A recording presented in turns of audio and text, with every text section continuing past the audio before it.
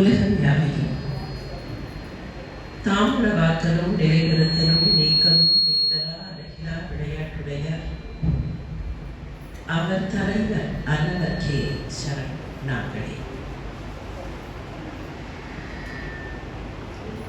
உலகெல்லாம் உணர்ந்து உதற்கரியவன் நிலமுலாவிய நீர்மலி வேணியன் அழகில் சோதியன் அம்பலத்தாடுவான் மலர் சுலப்படி வாழ்த்தி வணங்குவான். குரு பிரம்மா குரு விஷ்ணு குருதேவோ மகேஸ்வர குரு சாட்சாத் பரம் பிரம்ம தஸ்மை ஸ்ரீ குரவே நமः. ஸ்ருதி ஸ்மிருதி புராணானாம் ஆலயம் கருணாலயம் நமாமி பகவத் பாதசங்கரம் லோகசங்கரம். எல்லாருக்கும் என்னுடைய அன்பான வணக்கங்கள். இன்றைக்கு சஷ்டியப்த பூர்த்தி காண்கிற திரு ஸ்ரீனிவாசன் சுப்பிரமணியம் அவர்களுக்கு நம் எல்லோருடைய சார்பாகவும் பணிவான வணக்கங்களை அவர்களுடைய பெற்றோர்கள் வழியாக தெரிவித்துக் கொள்ளலாம். இதே போல ஆண்டாண்டு காலம் அவர்களுடைய பிறந்த நாள் கொண்டாடப்பட வேண்டும். எல்லோரும் அதில் மகிழ்ச்சியாக கலந்து கொள்ள வேண்டும். உங்களுடைய ஆசீர்வாதம் உங்களுடைய மகனுக்கும் மகனுடைய மனைவிக்கும் அவர்களுடைய குடும்பத்திற்கும் மட்டுமில்லாமல் எங்கள் எல்லோருக்கும் கிடைக்க வேண்டும் என்று பிரார்த்தித்துக் கொள்கிறேன்.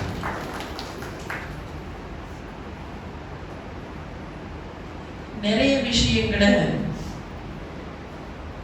திரு ஆர்எஸ்வி அவர்கள் இங்கே சொன்னார்கள்.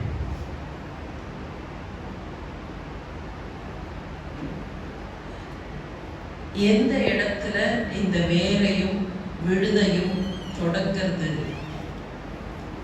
ஒரு மரம் விழுது விட்டு விட்டதுன்னு சொன்னா விழுது எங்க இருக்கு வேர் எங்க இருக்குன்னு கண்டுபிடிக்கிறது கொஞ்சம் கஷ்டம். அதனால எந்த இடத்துல இது ஆரம்பிக்கிறது என்று சிந்தித்து பார்க்கிறேன். இங்க வர வேண்டும் என்கிற அந்த முடிவு ஏற்பட்ட போது அவர்கள் எனக்கு ஒரு வாட்ஸ்அப் மெசேஜ் போட்டார்கள். அந்த வாட்ஸ்அப் மெசேஜ்ல அவர்களுடைய ஆதங்கம் எனக்கு புரிந்தது. கிட்டத்தட்ட அந்த ஆதங்கத்தை தான் இங்கேயும் வெளிப்படுத்தினார்கள். Apparently there is some kind of a divide. இந்திய நாட்டினுடைய வடக்கு பகுதிகளில் இருக்கிற சில சிந்தனைகளுக்கும் இந்திய நாட்டினுடைய தெற்கு பகுதிகளில் இருக்கிற சில சிந்தனைகளுக்கும் எங்கேயோ ஒரு வித்தியாசம் அல்லது ஒரு வேறுபாடு அல்லது நீ வேறு நான் வேறு என்கிற ஒரு எண்ணம் தேவையில்லாமல் இருக்கிறது என்கிற ஒரு ஆதங்கம் தான் அவர்களுடைய ஆதங்கம். அந்த ஆதங்கத்தை கேட்டபோது எனக்கு சேக்கிழாருடைய ஒரு பாடல் நினைவுக்கு வந்தது. சேக்கிழார் பெரிய புராணம் பாடினார் எல்லாருக்கும் தெரியும். சிவனடியார்கள், அந்த சிவனடியார்களை பற்றிய காப்பியம் தான் பெரிய புராணம். சிவனடியார்களிலேயே பிரதானமானவராக நினைக்கப்படுபவர் திருஞான சம்பந்தர். சகோதரி திருமூலருடைய பாட்டை இங்கே பாடினார்கள். 43 பேர் அப்படிங்கிற லிஸ்ட்ல திருமூலர் உண்டு, திருஞான சம்பந்தரும் உண்டு, இன்னும் நிறைய பேர் உண்டு. திருஞான சம்பந்தர் சின்ன குழந்தையாக சீர்காழி படித்துறையில் இருந்து அழுதார். இவ்வளவுதான் சீக்வன்ஸ். அவர் ஏன் அழுதாருங்கிறதுக்கெல்லாம் அந்த கதையை நமக்கு தெரியும். சின்ன குழந்தை, 2.25 வயசு கூட ஆகல. அப்பா கோவிலுக்கு புறப்பட்டு போனார். காலையில் கோவிலுக்கு போய் அனுஷ்டானங்களை செய்கிற வழக்கம் அந்த தந்தைக்கு இருந்தது. அப்பா அன்னைக்கு புறப்படும் போது அந்த குழந்தை பார்த்தது, நானும் கூட போகணும்னு ஒவ்வொரு அழுது கொண்டே பின்னால போச்சு. சாதாரணமா சராசரியா குழந்தைகள் பண்ற விஷயம் தானே. அந்த அப்பா நீ வராதேன்னு சொன்ன, இல்ல அப்படின்னு வீதியில இறங்கி ஓடின உடனே ஒருத்தராலையும் ஒன்றும் பண்ண முடியல. தெருவில் இறங்கி ஓடினா என்ன பண்றது? அந்த அப்பாவும் சரி வா, கொஞ்சம் எரிச்சலோட தான் கூட்டின்னு போயிருக்கோம். கூட்டின்னு போய் சீர்காழி கோவில்ல தீர்த்தத்துல அவர் இறங்கி அனுஷ்டானம் பண்ணணும். அந்த படிக்கட்டுல மேல இந்த குழந்தைய உட்கார சொல்லிட்டு, நீங்க கொஞ்சம் அந்த அப்பாவினுடைய மனநிலையை கற்பனை பண்ணி பாருங்கள். நம்ம எல்லாருக்குமே அந்த அனுபவம் இருக்கும். குழந்தை பின்னாடியே தரதரால் மூடி வந்தா வெளியில சொல்லவும் முடியாது, திட்டவும் முடியாது. ஒரு 2 கெட்ட சூழல்ல அந்த குழந்தைய அப்பா மேல அப்படி உட்கார வச்சுட்டு அவர் கீழே இறங்கி குளத்துல நின்று அனுஷ்டானம் செய்கிறார். அப்பா கண்ணுக்கு தெரியற வரைக்கும் அந்த குழந்தை பேசாம இருக்கு. அகமர்ஷனம் அப்படின்னு ஒரு அனுஷ்டானம். அது தண்ணீர்ல மூழ்கி பண்ணணும். அப்படி தண்ணீர்ல மூழ்கி பண்ணும்போது இந்த குழந்தைக்கு அப்பாவுடைய உருவம் கண்ணுக்கு தெரியல. அவர் எங்கேயோ கீழே தண்ணியில இறங்கி போயிட்டார், எங்கேயோ போயிட்டார், நம்ம விட்டுட்டு போயிட்டாருன்னு அந்த குழந்தைக்கு பயம் வந்தது. அந்த பயத்துல அழ ஆரம்பிச்ச குழந்தை. இந்த குழந்தை அழுகிறது, இவ்வளவுதான் விஷயம். குழந்தை அழுகிறதுங்கிறத பாட வர சேக்கிழார். அந்த குழந்தை எப்படி அழுதுதுன்னு அதுவே கொஞ்சம் வித்தியாசமான விஷயம்.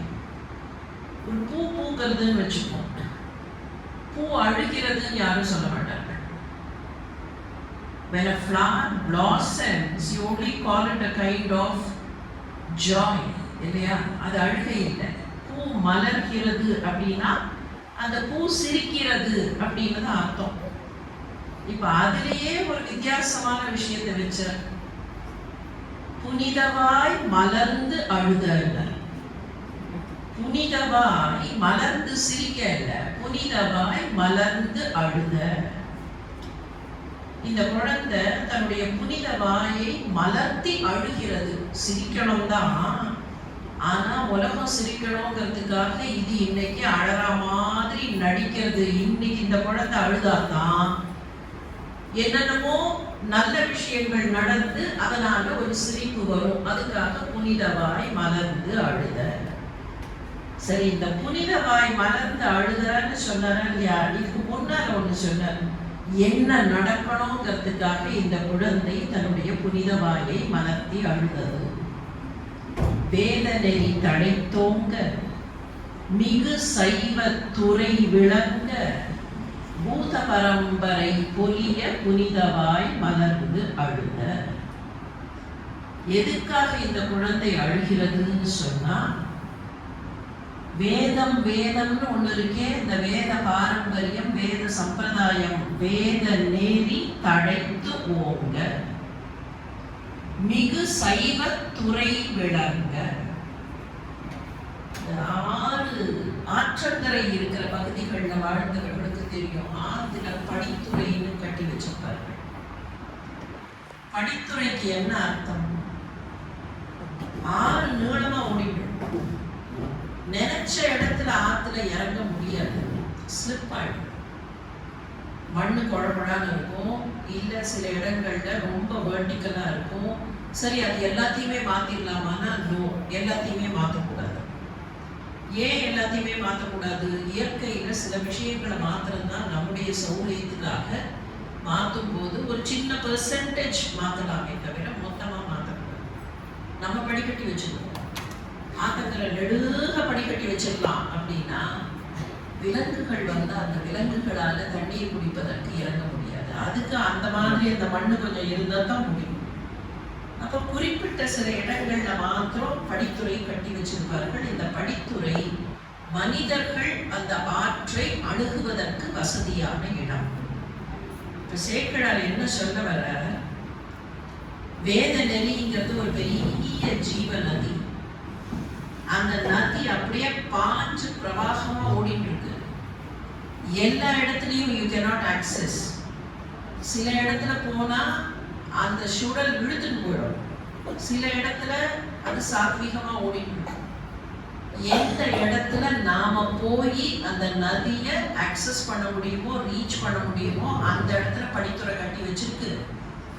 ஒரு படித்துறைக்கு சைவம்னு பேரு, இன்னொரு படித்துறைக்கு வைஷ்ணவம்னு பேரு, இன்னொரு படித்துறைக்கு சாக்தம்னு பேரு. அந்தந்த படித்துறையில அவரவர்களுக்கு என்ன பெயர் வேணுமோ வைத்துக் கொள்ளுங்கள். இதெல்லாம் படித்துறை. இந்த படித்துறை is only to help people. அவரவர்களுக்கு எந்த படித்துறை, எனக்கு வீட்டுக்கு பக்கத்துல இதுதான் அப்படின்னா நான் இதுல போவேன், அவருக்கு வீட்டுக்கு பக்கத்துல அதுதான்னா அவர் அந்த படித்துறையில இறங்குவார். இந்த படித்துறை விளங்கவும், இந்த படித்துறைக்கு ஆதாரமாக இருக்கிற வேத நெறி என்கிற ஜீவ நதி தடைக்கவும் தான் இந்த குழந்தை இன்றைக்கு அழுதிருக்கிறதுன்னு கொண்டு வந்து சேர்த்தார் பாருங்கள்.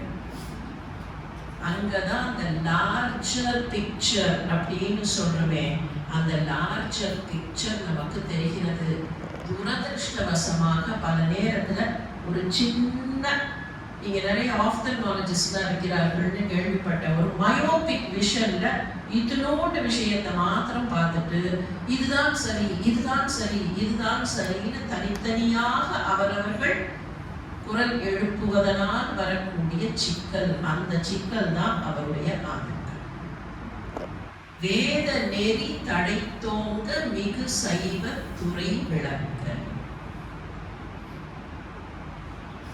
ஒரு பக்கத்துல தென்னிந்தியாவில் சில வழக்கங்கள், இன்னொரு பக்கத்துல வட இந்தியாவில் சில வழக்கங்கள். இந்த வழக்கங்களுக்கெல்லாம் காரணம் ரீஜனல் டிஃபரன்சஸ் அப்படின்னு சொல்றமே, ஜியோகிராபிக்கல் டிஃபரன்சஸ் ஆல்சோ. இன்னும் கொஞ்ச நாள் கழிச்சு geopolitical differences also added. நான் ஒரே ஒரு எக்ஸாம்பிள் சொல்றேன். நிறைய பேர் பல இடங்கள்ல பணி செய்திருக்கக்கூடியவர்கள். தசாவதாரம்னு ஒரு கணக்கு வச்சுக்கோங்க. பகவானுடைய அவதாரங்கள், அந்த அவதாரங்கள்லயே தசாவதாரத்தை தான் ரொம்ப பிரதானமா சொல்றோம். நிறைய அவதாரங்கள் இருந்திருக்கு. கபிலர்னு ஒரு அவதாரம் இருந்தது. கபில முனிவராக திருமால் தான் வந்தார், தத்தாத்திரேயராக வந்தார், தன்வந்திரியாக வந்தார். இதெல்லாமும் அவதாரம் தான். ஆனா இந்த அவதாரங்கள்ல அவ்வளவா நாம சொல்றது இல்லை. காரணம், இதெல்லாம் ஒரு ஞான குரு பரம்பரையில் வந்த அவதாரங்கள், ஞானத்தை போதிப்பதற்கு மட்டுமே வந்த அவதாரங்கள். நரநாராயணர் அப்படிங்கிறது கூட ஞானத்தை டிரான்ஸ்மிட் பண்றதுக்கு மட்டுமே வந்த அவதாரம். அந்த அவதாரங்களுக்கெல்லாம் அநேகமாக அதர்மத்தை அழிக்க வேண்டிய ஒரு சூழல் இருக்கல. இந்த அவதாரங்கள் எல்லாம் வந்த காலகட்டத்துல அதர்மம் அவ்வளவு பெருசா இருக்கல. தர்மம் தான் எல்லா இடத்துலயும் இருந்தது. அதனால சண்டை போட வேண்டிய அவசியம் வரல. ஆனா காலப்போக்குல அதர்மம் அதிகப்பட்ட போது சண்டை போட வேண்டிய அவசியம் வந்தது. அந்த சண்டை போடுறதுக்காகவே சில அவதாரங்கள், நரசிம்மரா வந்தார் அப்படின்னா சண்டை போடுறதுக்காக தான் வந்தார். வராகமா வந்தாருன்னா சண்டையும் போட்டு அதே சமயத்துல பூமாதேவியை மீட்க வேண்டும்ங்கிறதுக்காக வந்தார். அப்போ there was some kind of a purpose. அந்த அவதாரங்களுக்கு இல்லாத ஒரு ஸ்பெஷல் பர்பஸ் இந்த அவதாரங்களுக்கு வேண்டியதா போச்சு. இந்த தசாவதாரங்களையே எடுத்துப்போம். தசாவதாரங்கள் அப்படின்னு சொல்லும் போது இந்த லிஸ்ட் நாம எப்படி போடணும்? 10 அவதாரத்தை நம்ம எப்படி லிஸ்ட் பண்றோம்? எங்க ஆரம்பிக்கிறோம்? மத்ஸ்யத்துல ஆரம்பிக்கிறோம் இல்லையா? மத்ஸ்யம், கூர்மம், வராகம், நரசிம்மம், வாமனம், பரசுராமன், ராமன், பலராமன், கிருஷ்ணன், வரவேண்டிய அல்லது வந்து கொண்டே இருக்கிற கல்கி அப்படின்னு நாம இதை முடிச்சுடுறோம். ஆந்திராவோட பார்டர் தாண்டும் போது அவ்வளவு கூட வேண்டாம், ஆந்திராவிலேயே கொஞ்சம் north and north eastern Andhra அந்த பகுதிகளுக்கு போனாலே இந்த ஆர்டர் மாறி போயிடும். இந்த ஆர்டர் வராது. நிறைய இடங்கள்ல பார்த்துக்கலாம், பரசுராமர் ராமர் வந்துட்டே இருக்கும், டக்குன்னு பலராமர் காணாம போயிடுவார், கிருஷ்ணர் வந்துடுவார் அந்த இடத்துக்கு. கிருஷ்ணருக்கு அடுத்ததா புத்தர் வந்து உட்கார்ந்தார். நீங்க இதை பல இடங்கள்ல பார்க்கலாம். அதுக்கப்புறம் கல்கி. இது ஆந்திராவிலே அப்படிதான். கொண்டப்பள்ளி போன்ற இடங்களுக்கு, லேபாக்ஷி போன்ற இடங்களுக்கு போனா இதுதான் ஆர்டர் ஆஃப் தசரதா. இது இன்னும் கொஞ்சம் நார்த்தா போகணும்னு சொன்னா அநேகமா உத்தரப்பிரதேசம், உத்தரகாண்ட் அங்கெல்லாம் போனா புத்தர் தான் கண்டிப்பா அந்த தசாவதாரத்துல இருப்பார். பலராமர் காணாம போயிருப்பார். இது அப்படியே ஈஸ்டர்ன் ஏரியாவுக்கு வந்துட்டோம். பெங்கால் அண்ட் ஒடிஷா வந்தா அங்க இன்னும் கொஞ்சம் ஒரு மாற்றத்தை பார்க்கலாம். ஜெயதேவர் கிட்ட போனோம்னா Jayadevar supposed to had from Odisha. அவருடைய கீத கோவிந்தத்துல பார்த்தா அவர் கீத கோவிந்தத்துல முதல்ல தசாவதாரத்தை தான் பாடினார். ஆனா அங்க தசாவதாரத்துல என்ன ஆகும்? இதெல்லாம் அப்படியே இருக்கும். மத்ஸ்யம் இருக்கும், பூர்வம் இருக்கும், வராகம் இருக்கும், நரசிம்மம் இருக்கும், வாமனம் இருக்கும், பரசுராமர் சரி, ராமர் சரி, பலராமர் இருப்பார். கிருஷ்ணர் காணாம போயிடுவார். பலராமர் இருப்பார், கிருஷ்ணர் காணாம போயிடுவார், புத்தர் வந்துடுவார், கல்கி. இப்ப ஜெயதேவர் ஏன் கிருஷ்ணரை விட்டார்னா காரணம் ஒன்றும் இல்லை. அவருடைய கான்செப்ட் படி Krishna is the supreme. Krishna is the supreme and Krishna only incarnated as other avatars. So Krishna incarnate பண்ண அவதாரம் தான் இது. இதுல கொண்டு வந்து நீங்க கிருஷ்ணரை வச்சா எப்படி? கிருஷ்ணரை மேல வைக்கணும். அதனால என்ன எடுத்தீங்க? பலராமர் இருப்பார், புத்தர் இருப்பார். இப்போ தசாவதாரத்திலேயே இவ்வளவு வேரியேஷன்ஸா? Indians have no proper sense of documentation. They have not documented properly. There is so much of variation. அப்படின்னு சொல்லிட முடியுமா? இதுக்கு என்ன காரணம்? அவர்கள் சொன்ன மாதிரி the regional influences, regional changes, geopolitical, economic, social, எல்லா changes. தமிழ்நாட்டில் ஒரு பெரிய சிக்கல் நடந்தது. தமிழ்நாடுன்னு சொல்றதை விட சவுத் இந்தியான்னு இன்னைக்கு சொன்னா புரியும். ஆனா அன்னைக்கு கணக்குல தமிழ்நாடு தான். காரணம் என்னன்னா சேரநாடும் தமிழ்நாடு தான். The entire south, அந்த டெக்கான் பிளாட்டூ அப்படின்னு சொல்றவே அந்த டெக்கான் ஏரியா பூரா தமிழ் தான். 825 தான் Malayalam as a separate language comes into existence.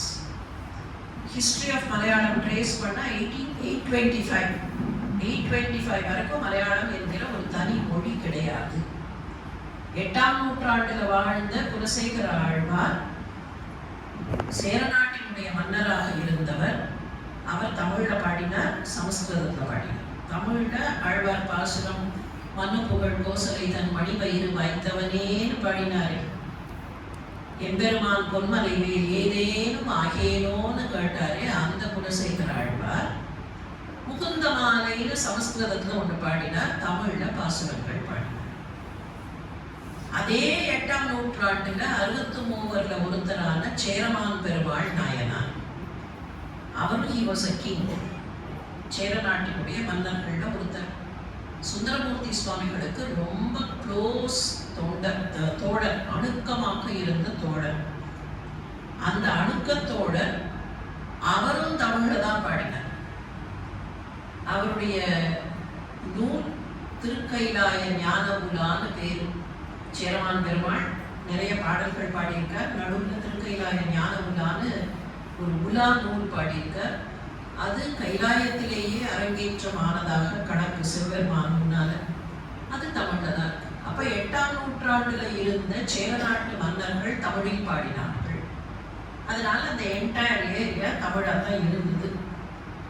இப்போ 8ஆம் நூற்றாண்டுல இன்னும் கொஞ்சம் முன்னால around the 5th and the 6th centuries தமிழோட ஹிஸ்டரி எடுத்து பார்த்தோம்னா 4ஆம் நூற்றாண்டுக்கு அப்புறம் சில இடத்துல நமக்கு ஷ்ரவுடட் ஹிஸ்டரி தெரியல, என்ன இருக்கு என்ன இல்லைன்னு தெரியல.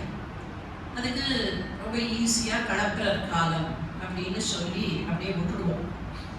ஆனால் அந்த காலத்தில் ஒரு சின்ன சிக்கல் நடந்திருக்குங்கிறது 7ஆம் நூற்றாண்டுல நமக்கு தெரிய வருகிறது. என்ன சிக்கல் அப்படின்னா, வடநாட்டிலிருந்து வந்த சமணர்களும் பௌத்தர்களும் தென்னாட்டில் இருந்த அரசர்களை தங்களுடைய ஆதிக்கத்திற்குள் கொண்டு வந்து விட்டார்கள். இதுல சமணத்து மேலேயோ பௌத்தத்து மேலேயோ யாருக்கும் காழ்ப்புணர்ச்சி இல்லை. அதை நல்ல கிளியரா புரிஞ்சுக்கணும். மனிதர்கள் தானே.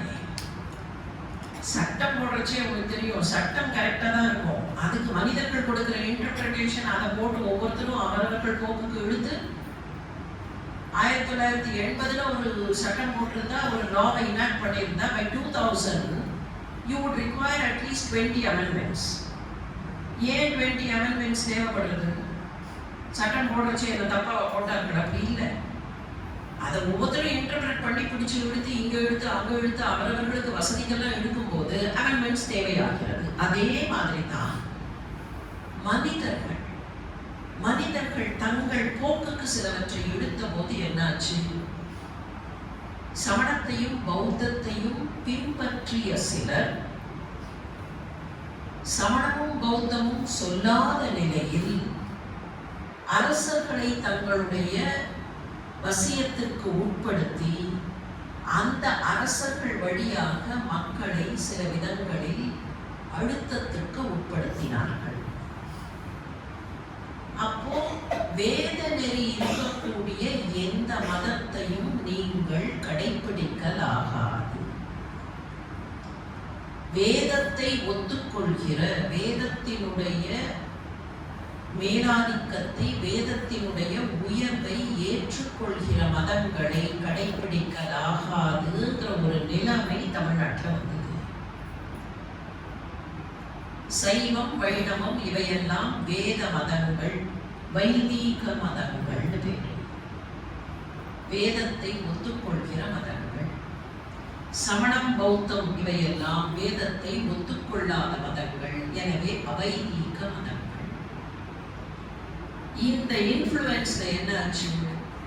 வைதீக மதங்களை யாரும் கடைபிடிக்க முடியாது, ஓப்பனா முடியாது. அந்த மாதிரியான சூழல். தேவர் probably they were made to do certain things, or அவர்களுக்கு சில வகையான பிரச்சனைகள், ப்ரெஷர்ஸ் இருந்திருக்கும். ரொம்ப டீட்டெயில்டா நம்ம அதை கூட போக வேண்டாம். ஏன்னா அது ஒரு நடந்துவிட்ட ஒன்று. அதை எல்லாருமே இன்னைக்கு ஒத்துக்கவும் இல்லை, அதற்காக பௌத்தத்தையோ சமணத்தையோ தாக்கவும் இல்லை. We have to understand this very clearly.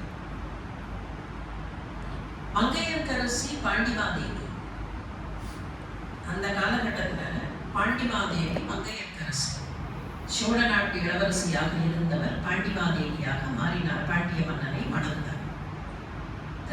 Thirugnana Sambandar மங்கையர்க்கரசியை பற்றி பாடும்போது வளவர்கோன் பாவை வளைக்கை மாணி அப்படின்னு பாடுவார்.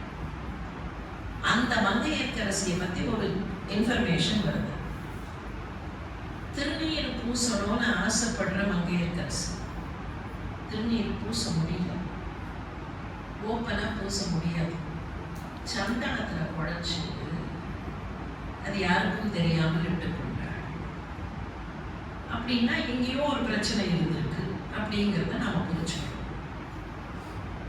இந்த சூழல் இருந்தபோது வைதீக மதங்களை மீண்டும் மேலே ஏற்றுவதற்குத்தான் ஒரு பக்கத்திலே நாயன்மார்களும் இன்னொரு பக்கத்திலே ஆழ்வார்களும் வந்தார்கள். அப்ப என்னாச்சு? அவர்களுக்கு ஒரு ரெஸ்பான்சிபிலிட்டி வந்தது. வைதீக மதங்கள் உங்களுக்கு நன்மையைத்தான் தரும். வைதீக மதங்களில் ஏற்றுக்கொள்ளப்பட்டிருக்கிற சிவபெருமானும் திருமாலும் நன்மையைத்தான் தருவார்கள். நீங்கள் சிவபெருமானை வழிபடக்கூடியவர்கள் சிவன் கோயிலுக்கு வாருங்கள், திருமாலை வழிபடக்கூடியவர்கள் திருமால் கோயிலுக்கு வாருங்கள். இந்த கோவிலுக்கு வந்தால் உங்களுக்கு நன்மை கிடைக்கும், இந்த கோவிலுக்கு வருவதற்கு நீங்கள் அச்சப்படாதீர்கள்னு பாட வேண்டிய ரெஸ்பான்சிபிலிட்டி இவர்களுக்கு வந்தது. இந்த ரெஸ்பான்சிபிலிட்டியை எடுக்கும்போது தமிழில் பாடுவதற்கு அவர்கள் முற்பட்டார்கள். காரணம் என்னன்னா, ஏற்கனவே இது ஒன்றும் புரியல, உனக்கு இது ஒன்றும் புரியாது, இதெல்லாம் சரியில்லை அப்படின்னு ஒரு பிரச்சனை இருக்கும்போது இன்னமும் புரியாத ஒரு மொழியில் அல்லது பழக்கத்துல இருக்கிற மொழியில் கொண்டு வரலன்னா அந்த பிரச்சனை அதிகப்படலாம்னு நினைத்தவர்கள் பேச்சு வழக்கிலிருந்து தமிழில் பாட ஆரம்பித்தார்கள். இதை நீங்கள் சமணத்திலேயே பார்க்கலாம்.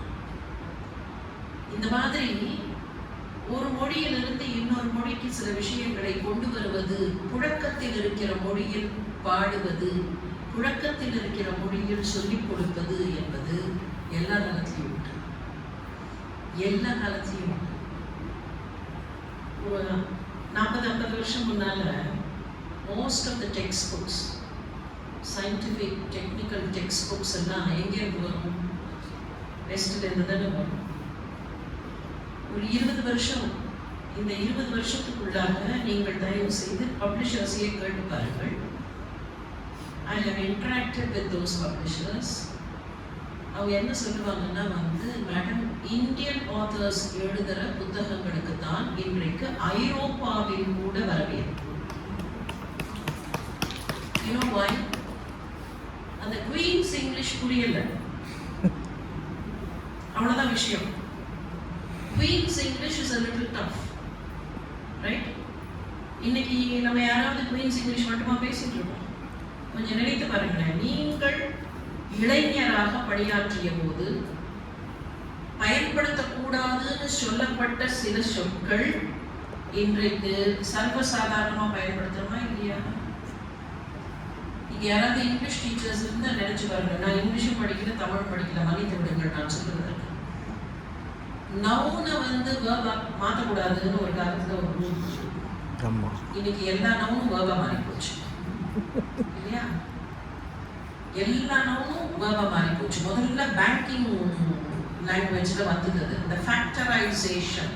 Factor, you consider a factor, you consider a fact அப்படின்னு தான் இருக்கும். இந்த ஃபேக்டர்ங்கிறது ஆரம்பிச்சு ஃபேக்டரைசேஷன் வந்தது.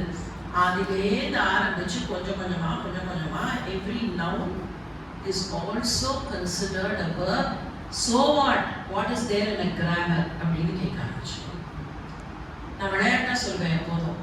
நாங்கள்லாம் பள்ளிக்கூடத்தில் படிக்கிறச்சு COLOR எழுதினா பட்டுன்னு ஸ்கேலாக தட்டுவார்கள். இன்னைக்கு COLOUR எழுதினா கம்ப்யூட்டர் திட்டுகிறது. அன்னைக்காவது டீச்சர் தான் திட்டினார்கள், இன்னைக்கு ஒரு அக்ரிணை பொருள் நம்ம திட்டுகிறது.